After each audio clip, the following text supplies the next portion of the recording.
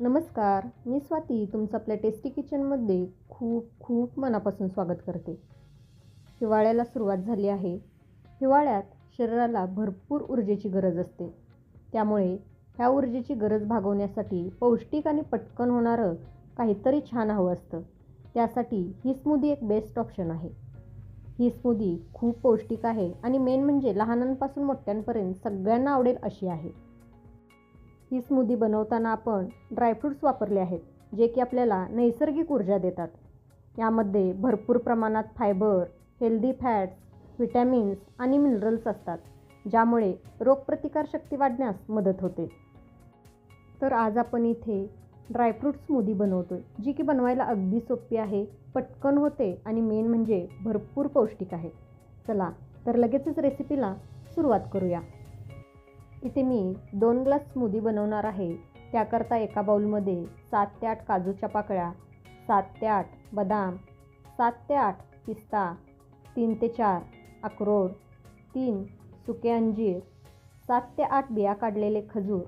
इथे तुम्ही सीडलेस खजूरही घालू शकता. सोबतच यामध्ये काही केशरच्या काड्या घालायच्या आहेत. केशरच्या काड्या घालणं पूर्णपणे ऑप्शनल आहे. इथे तुम्ही ड्रायफ्रूट्सचं प्रमाण तुमच्या आवडीप्रमाणे कमी जास्त करू शकता. आता हे सगळे ड्रायफ्रूट्स आपल्याला भिजवून घ्यायचे आहेत. त्याकरता यामध्ये आपण 1 ग्लास गरम दूध घालू आणि साधारण 1 तासभर याला भिजवून घेऊ. दुधाऐवजी यामध्ये तुम्ही गरम पाणीही घालू शकता. हे ड्रायफ्रूट्स तुम्ही रात्रभर दुधात भिजत घातला तरीही चालेल. फक्त गरम दूध न घालता त्यावेळी कोमट दूध घातला तरीही चालेल. हे आपण 1च तास भिजवून घेणार आहोत, म्हणून गरम दूध घातलेलं आहे.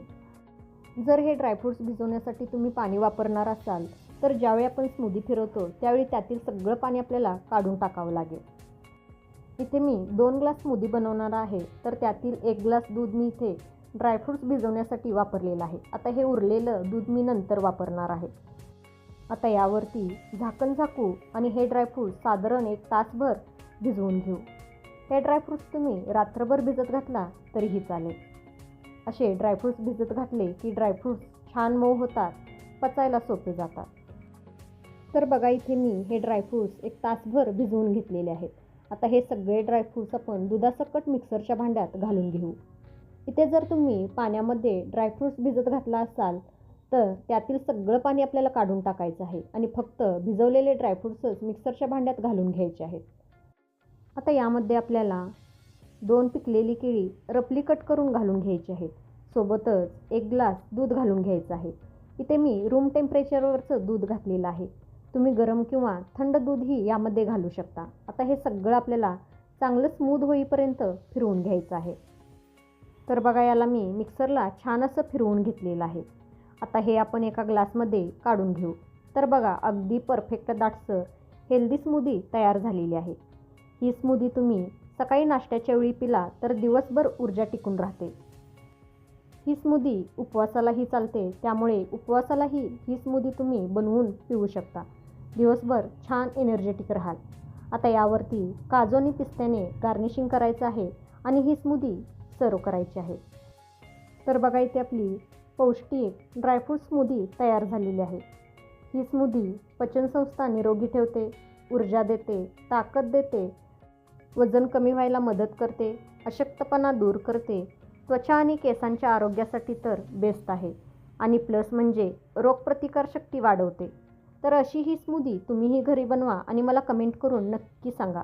रेसिपी आवडली असेल तर प्लीज लाईक करा, आपल्या प्रियजनांसोबत शेअर करा.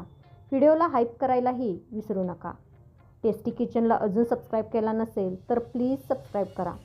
परत भेटू अशाच एका हेल्दी रेसिपीसोबत. तोपर्यंत मस्त खा, टुमटुमीत रहा. Bye bye. Thanks for watching.